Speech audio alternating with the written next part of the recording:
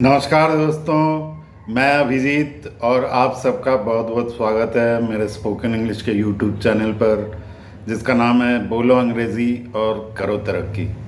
दोस्तों, हम अभी जो श्रृंखला देख रहे हैं वीडियोस की, वो है श्रृंखला है कि अगर आप ग्रेजुएशन कर चुके हैं या पढ़ाई लिखाई पूरी कर चुके हैं और किसी अच्छी नौकरी की तलाश में हैं और आपको इंटरव्यूज़ देने जाना है, आपको इंग्लिश आती नहीं, तो हम ये श्रृंखला स्टार्ट किए हैं जिसके पहले 2 वीडियोज़ मैं अपलोड कर चुका हूँ। ये श्रृंखला है कैसे आप स्पोकन इंग्लिश में बात करके इंटरव्यूज़ के जो कॉमन क्वेश्चंस होते हैं उसको कैसे आप आंसर देके इंटरव्यू क्रैक करेंगे और एक अच्छी नौकरी हासिल करेंगे।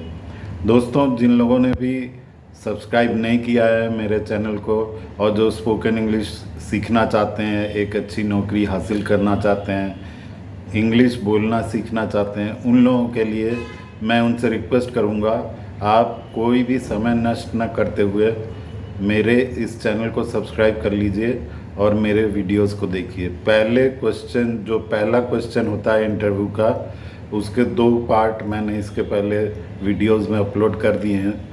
जिन्होंने भी सब्सक्राइब नहीं किया है या नहीं देखा है वो लोग प्लीज़ सब्सक्राइब करके वो दोनों वीडियोस देख लें।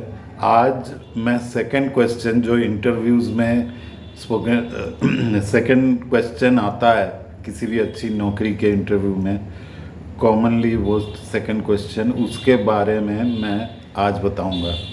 तो पहला क्वेश्चन आता है इंट्रोडक्शन का, जिसमें आपके बारे में पूछते हैं इंटरव्यूअर्स, और उसमें जब आप आंसर देते हैं तो उसी आंसर से दूसरा क्वेश्चन निकल के आता है। क्योंकि बहुत बार ऐसे देखा जाता है कि मान लीजिए ग्रेजुएशन आपने कंप्लीट कर ली 2024 में और अभी 2025 चल रहा है, तो बीच में 1 साल बीत गए, तो ये प्रश्न आ सकता है कि इस दौरान 1 साल के अंदर आपने क्या किया। तो क्वेश्चन इस तरह से आएगा, you have graduated in the year 2024, now you are coming for the job interview in 2025, so what did you do in between for this 1 year। तो ऐसे क्वेश्चन आपके पास आ सकता है कि ये जो बीच में 1 साल का गैप है ये क्यों है। वरना कई कैंडिडेट ऐसे होते हैं जो एक्सपीरियंस भी होते हैं, जिन्होंने मान लीजिए पहले नौकरी की हुई है, किसी कारणवश उन्होंने नौकरी छोड़ दी, उसके बाद फिर गैप हो गया 1 साल का, तो उन्हें भी ये प्रश्न बोल सकते हैं, why there is a gap of 1 year between your when you left your last job and now you are coming after 1 year. तो ऐसे प्रश्न आ सकते हैं, why there is a gap of 1 year between your service, why did you leave your earlier job. तो ये question बहुत critical होता है और इसमें इंटरव्यूअर्स चेक करते हैं कि आप कितना ऑनेस्टली इस क्वेश्चन का उत्तर देते हो।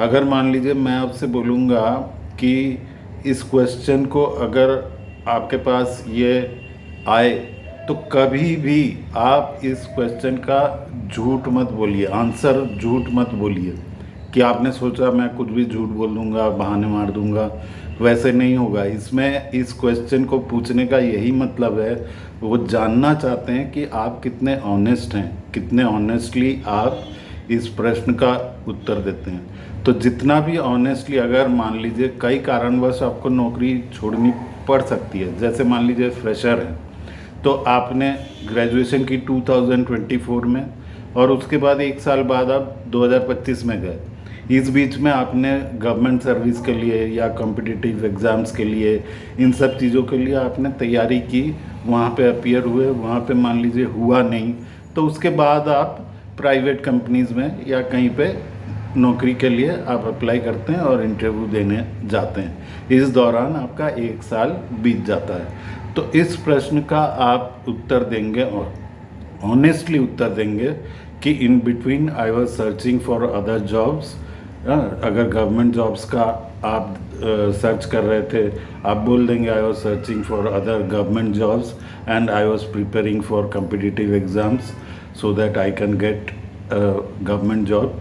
तो that's why there is a gap of 1 year. तो इसलिए मेरा ये 1 साल का गैप है।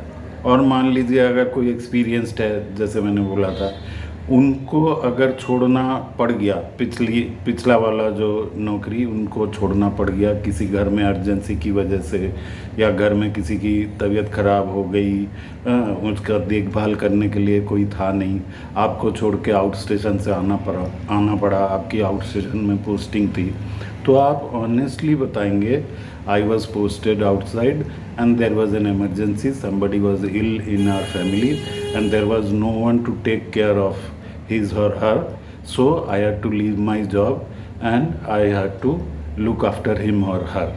ये आपका उत्तर होगा। तो इस प्रश्न का मैं दोबारा से आपको बोल रहा हूँ, कभी भी आप झूठ मत बोलिए। एक झूठ को छुपाने के चक्कर में 10 झूठ बोलने पड़ेंगे और आपको वो जो नौकरी का अपॉर्चुनिटी है वो आपका छूट जाएगा। सो वीडियो को मैं और ज़्यादा लंबा नहीं करना चाहता।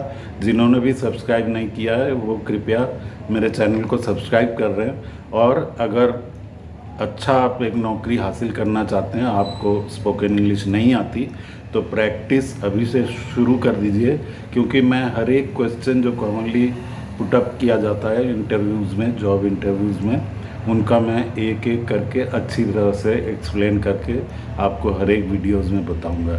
आज के लिए बस इतना ही। नमस्कार। आप सबका बहुत बहुत शुक्रिया, आभार। Thank you so much.